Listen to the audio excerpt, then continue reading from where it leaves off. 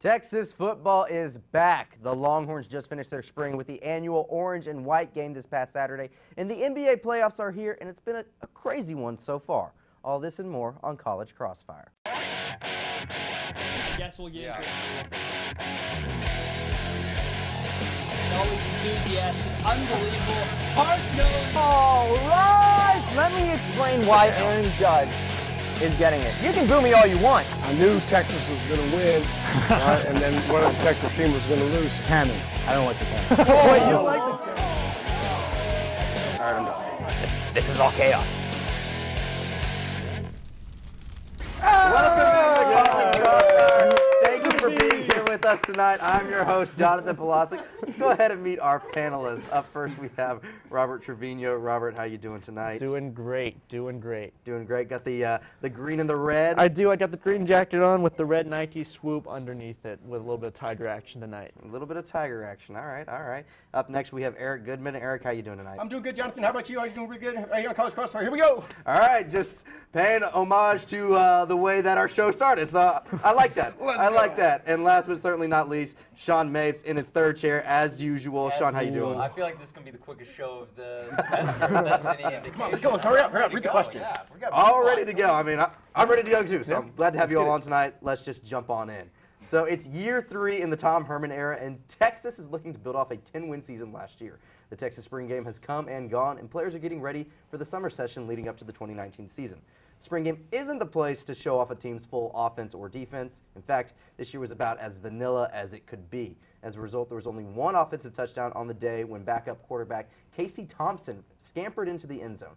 So what are your reactions to the spring game? Did it live up to your expectations, or is Texas hiding something for the regular season? Let's start with Robert. Well, Texas and every college football team out there is definitely not going to reveal its entire tricks in the spring game. That's why it's April. They want to get some experience for the new guys out there. I thought the one thing I was looking for was that second O-line play, because last year Texas only had one offensive line group that was in for both sides. And this year they were trying to expand and get that second group some more experience, because the offensive line depth is going to be something that Texas is going to have in that grueling Big 12 schedule if they're going to make a run at the championship.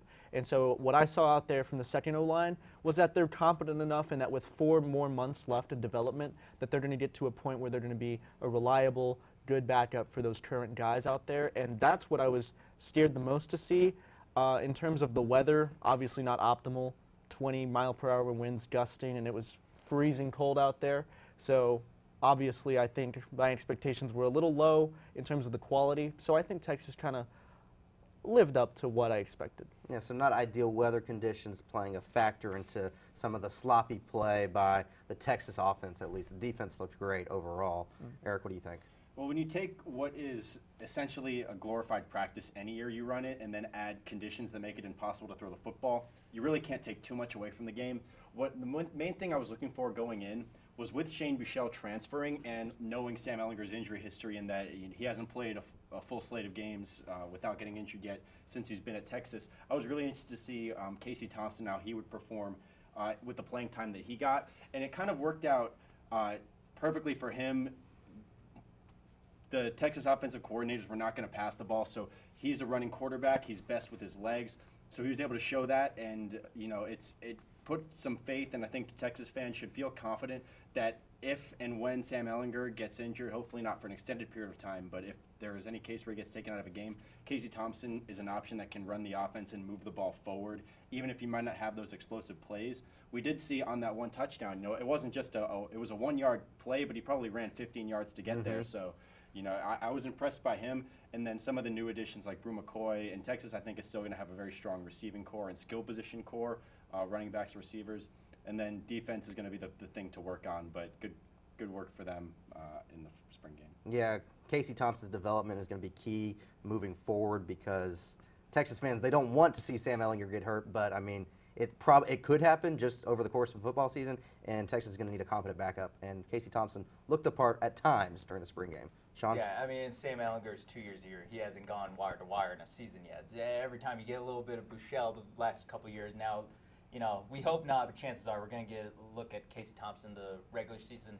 But with the spring game, it's really early in the process of the schedule of the season. I mean, it's only been a couple months since last season, so you're still working in a lot of the new guys, a lot of the kind of depth pieces that didn't get a lot of playing time last year. That Colin Johnson's missed the game; he was hurt. LJ left for the draft, so you get to see a whole bunch of new receivers that, I mean, for the most part, we never saw really, because only wide receivers that got time last year were LJ, Colin Johnson, and Devin Duvernay. Those are the only guys. So you get to see Malcolm Epps, you get to see Brew McCoy, even Jordan Whittington. I know he wears 21, he's a running back, but he's a factor in the receiving game. So I think just seeing kind of the depth piece, Caden Stearns was out, a lot of the secondaries out, just seeing, kind of the full roster of guys that you don't always see on Saturdays. Exactly. Seeing those young guys step up and perform on a bigger stage than they're used to, I think is going to be key for Texas moving into the summer and then into fall camp. So talked about a lot about the young guys. There were a lot of new faces with so many departures from last year's team. So who really impressed you all the most? And y'all can jump in at any time. Yeah, I just talked about Jordan Whittington, so I'll talk about him some more, I guess. He's really a kind of a factor that the last couple teams didn't have, where he's a receiver out of the backfield. Texas has had a lot of good running backs and had a lot of good wide receivers, but not that kind of catch-all guy who can run a little bit, he can catch a little bit. With Deontay Foreman, it was all run. With with the receivers, it's all pass. But Whittington, you saw it in the spring game. He kind of can give you a little bit of both, and just kind of that option that can exploit linebackers and safeties. Yeah, and I think Texas' biggest departure, I mean, anytime you're gonna have senior leadership go out the door when you restructure for a new season, especially on the defensive end, Gary Johnson and Charles Omenihu, those are probably your two senior leaders. Breckenhager, to a certain extent, more off the field than on the field. But I was interested, and this is not so much from the spring game as much as just following the team this spring, but Malcolm Roach seems like he's really embraced that leadership role. Off the field as well as on the field, he's going to be the main guy, and Joseph Osai too, as far as talent in the linebacking core, where Texas has kind of been back and forth over the last 4 years, in the last couple of years under Tom Herman. I think it could be a strength for the team this year, and Malcolm Roach is going to be the one leading that charge.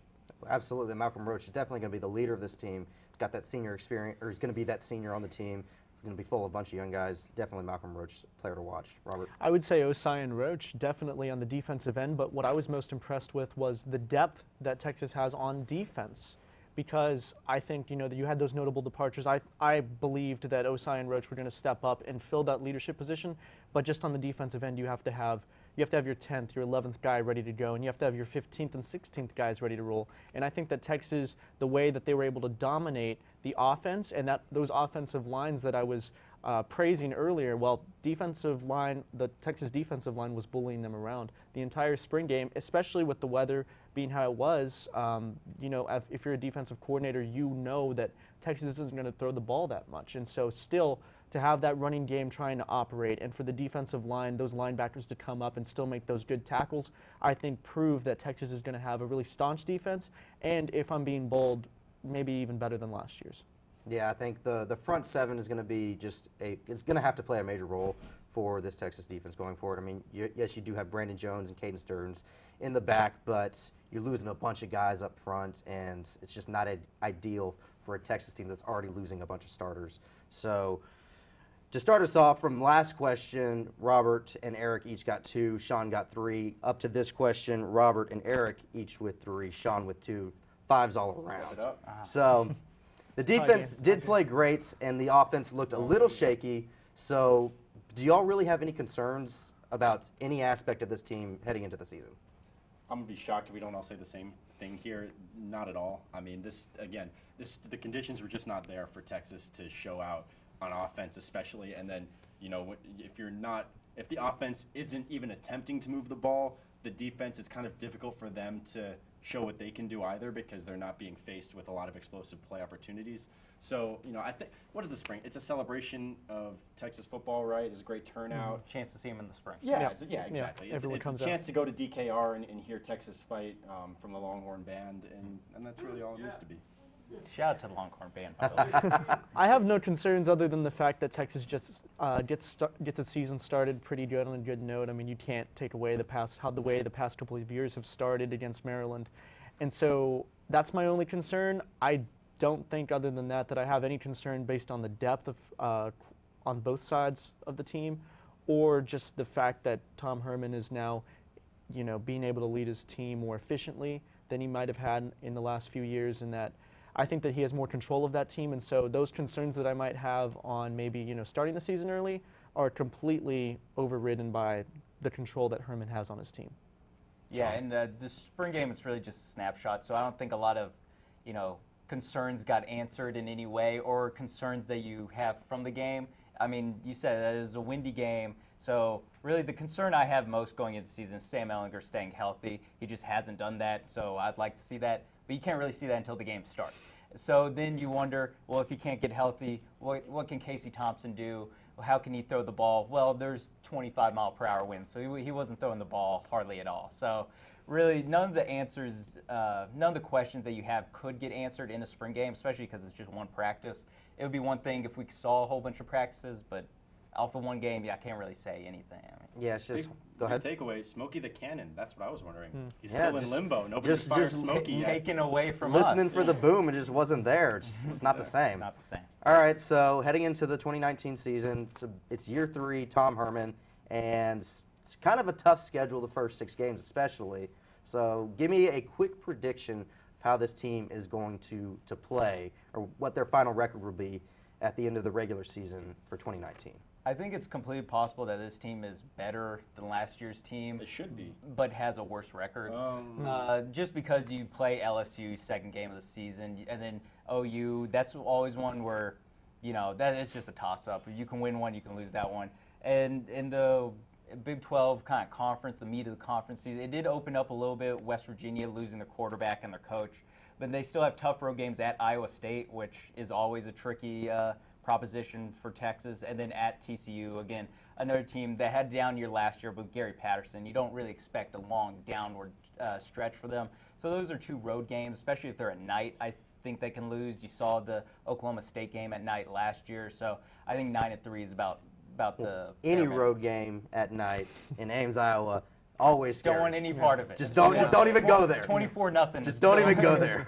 I can't see 3 losses on the schedule for Texas, even if you include a possible Big 12 championship game and a possible bowl game, because Okay. I mean I expect Texas to beat LSU. Now that's a toss-up game. They could easily lose that game. They're not going to lose to West Virginia this year. That's a completely different team, different coaching staff, different quarterback.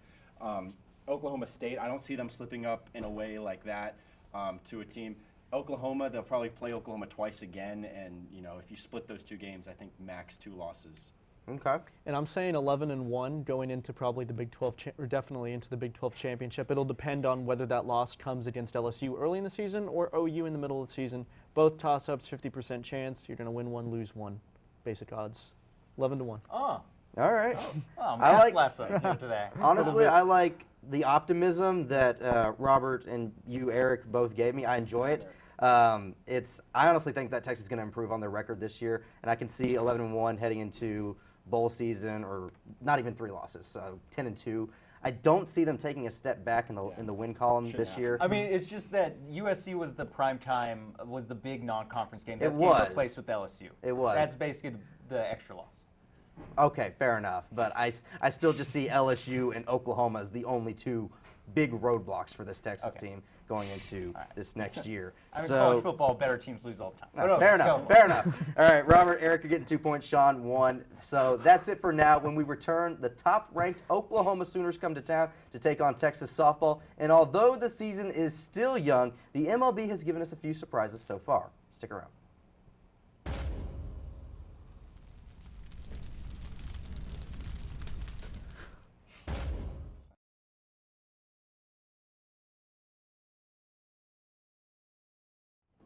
Welcome back to College Crossfire. Let's remind everybody of the score. We've got Robert with 8, Eric with 8, and Sean with 7. So still anybody's game. 1 point, Sean. Not far All behind. right, all right. I'll Make see it if up. I can. You can recover. Yeah. Yeah. Not, Make the comeback. Not exactly Make the comeback. 31. Nah.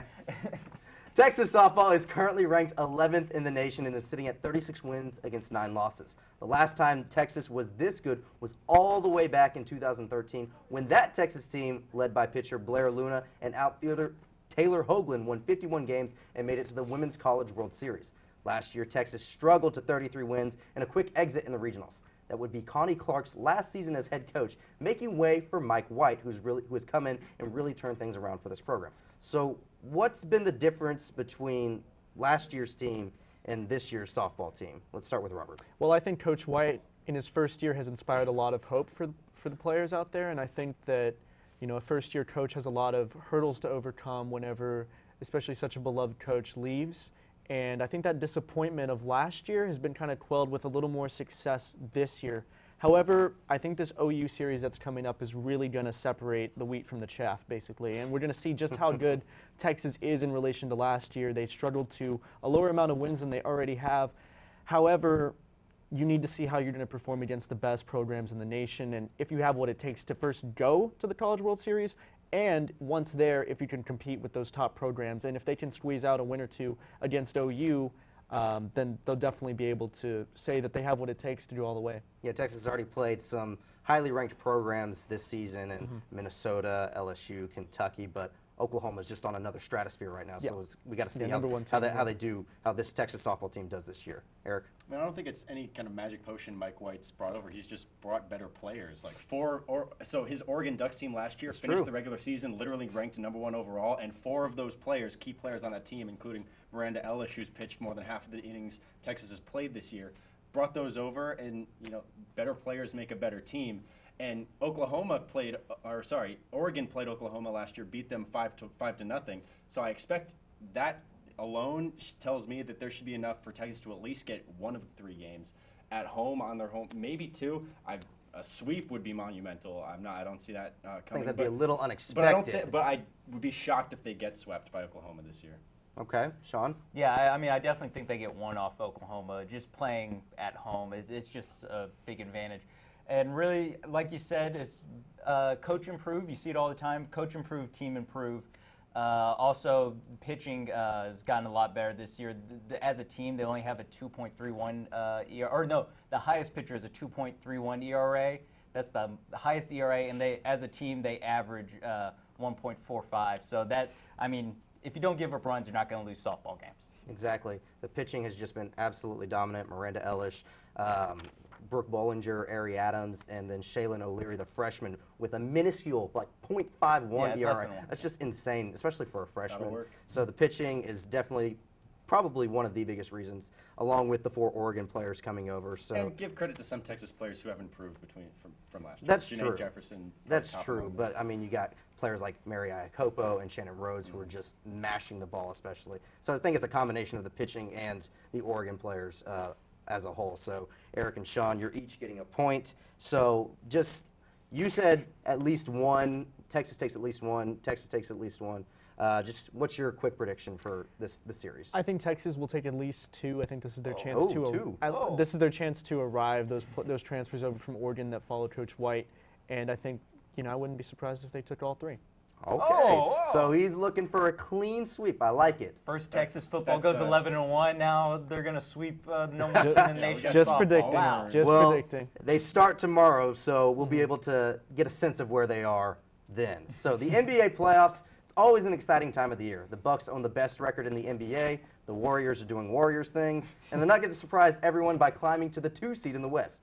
While the NBA can be predictable, there have been a fair share of upsets so far this postseason. So what's the biggest surprise for you up to this point? Let's start with Eric. Yeah, there's been some upsets on single games, but we're not seeing, if you consider multiple game series, we're not going to see what we've seen in the NHL where the #1 overall team goes down in a sweep.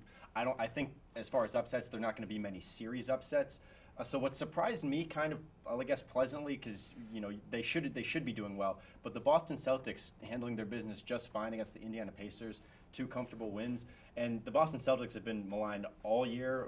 Kyrie Irving has been in and out, and when he's in, it's been shaky, and so it's been a high drama situation that they've kind of settled down, and this could bode well for them going forward. Yeah, they have played so much better than they did in the regular season, and they're taking care, like you said, taking care of business. Yeah. Sean? I'm going to say the #1 seed in the West losing a home game when they're up 31 points in the third quarter. That did happen. That surprised me. I'll say that. That was the biggest And it surprise. was halfway to me. through the third quarter, Halfway too. through the third, yeah. Anytime a team led by Patrick Beverly, Montrezl Harrell, and Lou Williams steps on the court, former Rockets, you just got to, why even suit up? So, Game over. Yeah, so that's definitely the biggest surprise. The Warriors probably still going to win the series, probably in 5, but be maybe shocked. 6, maybe 6. They'll get one. Clippers will get one more. All right, one more. Break them off a little piece. But I definitely think that's the biggest surprise, especially how it happened. It was the late game. So many people woke up. Exactly. That's such a big surprise to wake up. Whoa. It's like, oh, this happened. Yeah, I wow. thought you meant during the game. No. They woke up. They were woken up. Robert, what do you think? No. The biggest surprise to me has been how mentally lost the Philadelphia 76ers have been. I know D'Angelo Russell has been putting up crazy numbers for the Nets, but this is a team that should be dominating the Nets, especially how far people like me and many other people predicted them to go in the East, like potentially even to the finals in that stacked Eastern Conference. But to see, Embiid and players like that on their phone in Game 1, just not there, and then just not playing as good of basketball as they can be. And if they pick it up, they'll probably win the series in about 6. But still, besides the point, it's just bad to see your players reacting like that mentally. Yeah, the 76ers haven't looked entirely sharp, but I mean, sometimes the obvious answer is the correct answer, and the biggest surprise has to be the Warriors losing that 31-point lead, just because they're the Warriors. I mean, yes, they like to sleep through some games, but them losing one game at home to the Clippers would have been surprising. like that's a surprise on its own, but just the way it happened is even more so. So Sean, you're getting the point. Moving on, the MLB is underway, and there have been quite a few surprises as well. The Tampa Bay Rays lead the AL East, while the defending champions Boston Red Sox sit in the cellar, and the Yankees have about their entire team on the injured list. The Seattle Mariners have homered in 20 straight games to start the season and have by far the best offense in baseball, despite losing 2 of the best offensive players on their team in the offseason. And the San Diego Padres are tied with the Dodgers for first in the NL West. So what's your biggest overreaction to this young season? Start with Sean. I'm going to start with the first team you mentioned, Tampa Bay Rays. They have the best record in the AL East, best record in baseball. I say they're going to hold on to that lead. They're going to win the AL East. Wow. All right. I believe in their pitchers. They That's came an on. overreaction. They came on strong. They came on strong in the into last season. They ended up winning 90 games. A lot of people forget that because they're 10 games behind the Yankees and Red Sox. But the Red Sox are in last place. They're 7 games back. The Yankees are 5.5 games back. I know there's 140-ish games Still a left lot. to play. A lot of games left. but- Only 140. So I'm riding the Rays. I only think the Yankees, they get the wild card, but the Red Sox miss the playoffs. Red Sox are done. Really, Okay. the Rays I'm get gonna some go with outcomes. the second team you mentioned, which was the Boston Red Sox. Okay. They've Oh. started off the defending champions in a bit of a slump, huge slump, 6-13 as of today. But I think that I'm going to overtly disagree with Mr. Mapes here and say that the Red Sox are going to make the moves necessary to win the East. No, Okay. And I get think out of that- here. No, because I think that you have an extended period of failure, but you're coming off of a championship, and I think that they're going to make the right moves and get back to the top of the AL East, if not at least the wild card spot. Definitely will not miss the playoffs. So the overreaction is that they're just garbage. Yeah, don't write them off. All right. I'll see you in October. See you Eric. then. Well, the first one is that Christian Yelich needs to be tested for PEDs. Yeah, That guy is that's doing insane. What is it? 8 home runs off unfair the Cardinals? Yeah, unfair things. But my main one is that the NL East is as advertised. You have 4 teams: Mets, Nationals, Braves, Phillies. All 4 could be potential World Series contenders, and that's going to be so much fun watching them. I think they're already within 3 games of each other, and those are going to be the most exciting division games to watch this year. Just got to make sure that Mats gets out of the first inning. Yeah. Not a That great was outing kind of for Yeah. brutal right there, but Yeah. it happens. You know. And what about It the happens. Miami Marlins? Oh, No, we're more out. We're more Why out. would they play the game? We're more More out. outs. All right. The biggest overreaction is the Red Sox are just hot garbage right now. Yeah. So, Robert, you're getting the point. I think the Red Sox are going to come back. They're going to, if not win the division, they're going to sneak in as a wild card. So, great debate, guys. That's it for now. We've got rapid fire up next. Stick around.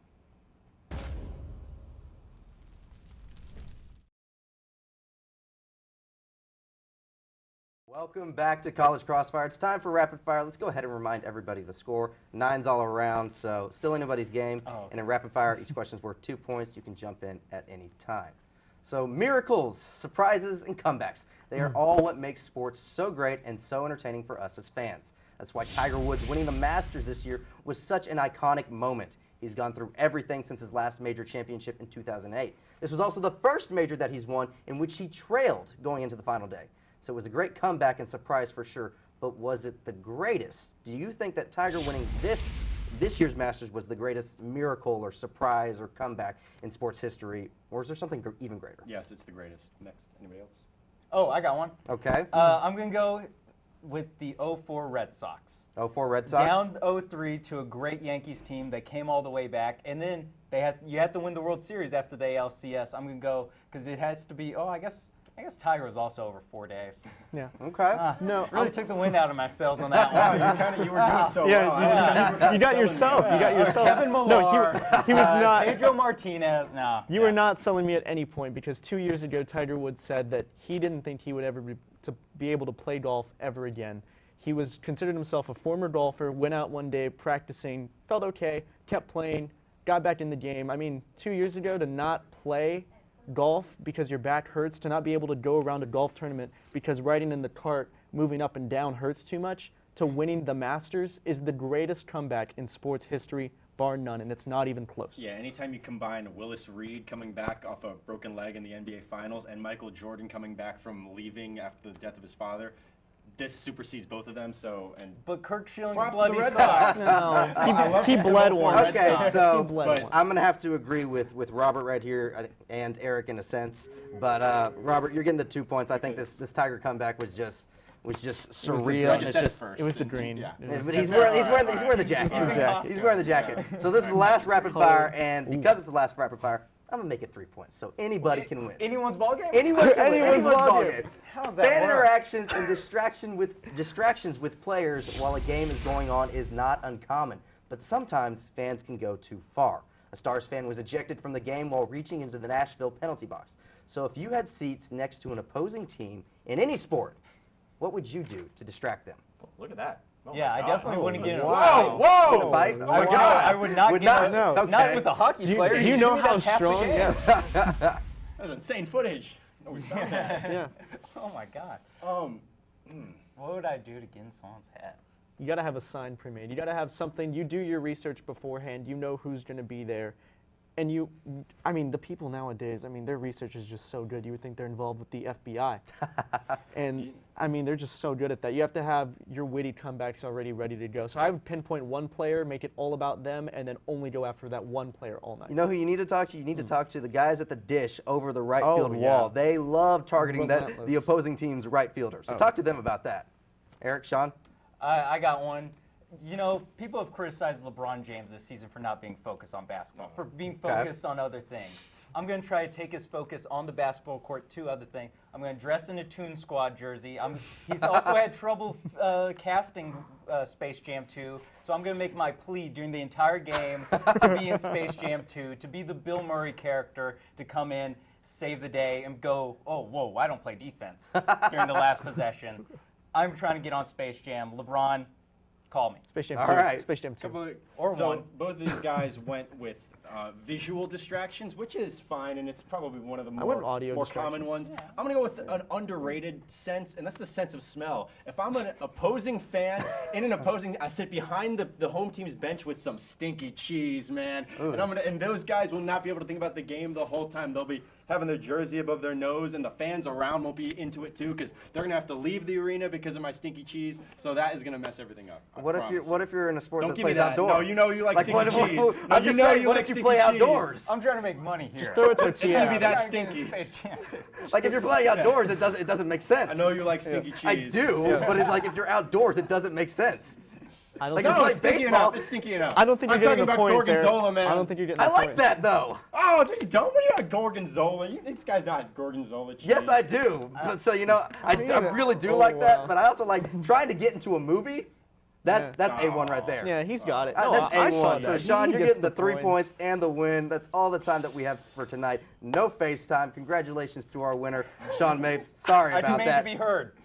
Well, you're not. So make sure to tune into our sister show, He almost College got Press it. Box, on He almost Wednesdays got at 9:30 p.m. And be sure to join us Shout out again next Tigers. Wednesday at 9. Don't forget to follow at TSTV Sports on social media. And for all the panelists and everyone in the studio and Master Control, I'm Jonathan Polasic. Have a wonderful evening. Sticky cheese. You almost got it. You almost got it.